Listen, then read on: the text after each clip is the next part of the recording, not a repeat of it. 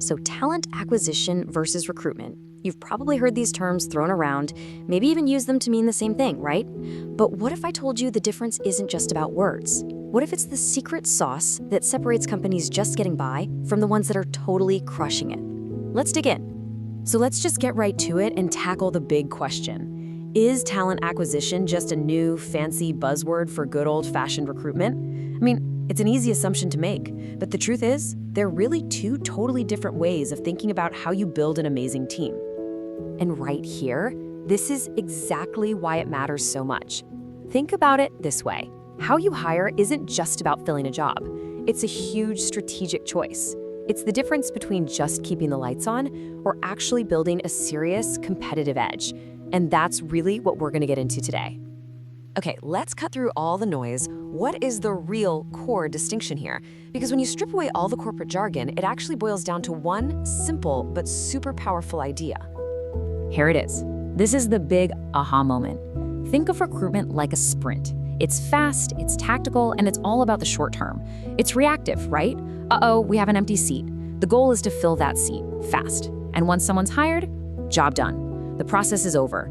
Talent acquisition, on the other hand, well, that's the marathon. It's a long-term strategic game.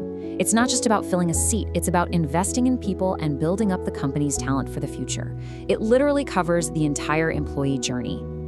So this whole idea of being reactive versus being proactive, it's not just some theory, you know? It actually creates two completely different ways of doing things in the real world. Let's break down what those processes actually look like. Okay. First up, the classic recruitment process. As you can see, it's pretty much a straight line. A spot opens up, you post the job, you screen some people, you interview, and bam, you hire someone. It's a direct, simple response to an immediate problem. The key thing to notice here is that it starts with a problem, that empty chair, and it ends the second that problem is solved. Now let's flip over to the talent acquisition process. You'll see right away this is no straight line. It's a continuous cycle, a loop. And get this, it starts way before there's even a job opening, with future planning. It's all about building your company's brand, creating these pipelines of amazing people, and actively going out and finding them. And this part is so important. It doesn't stop when you hire someone. It keeps going, right into onboarding and helping that person grow in their career. It's a complete, ongoing strategy.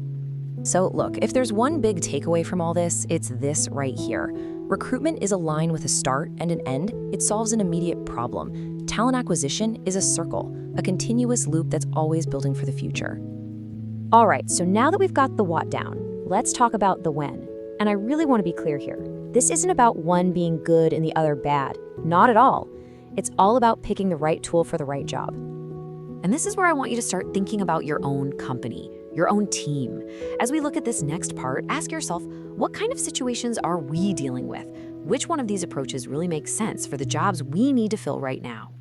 Okay, let's look at how this strategic choice plays out. Recruitment?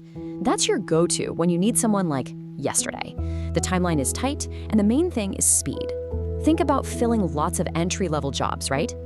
But for those bigger, future-focused roles, where getting the perfect strategic fit is absolutely everything, like finding a new leader or a super specialized expert.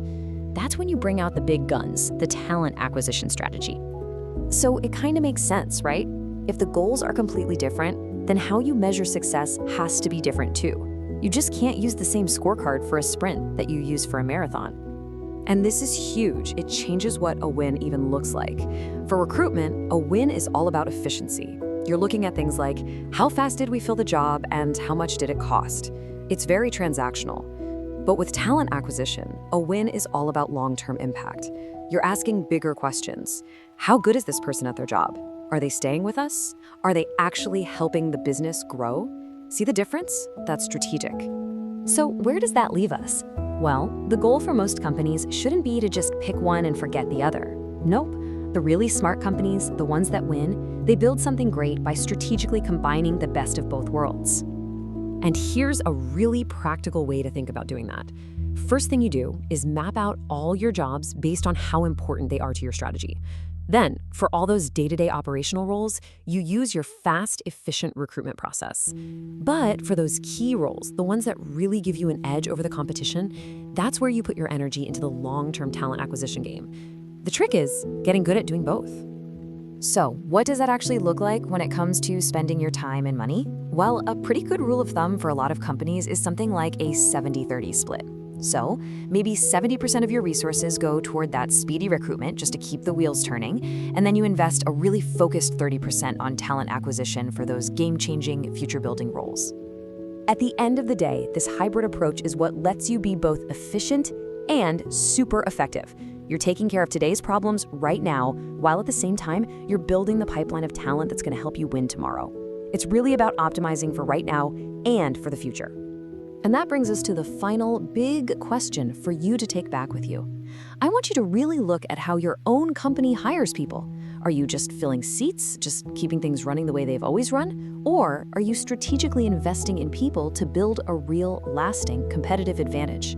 Because the answer to that question, well, it could change everything.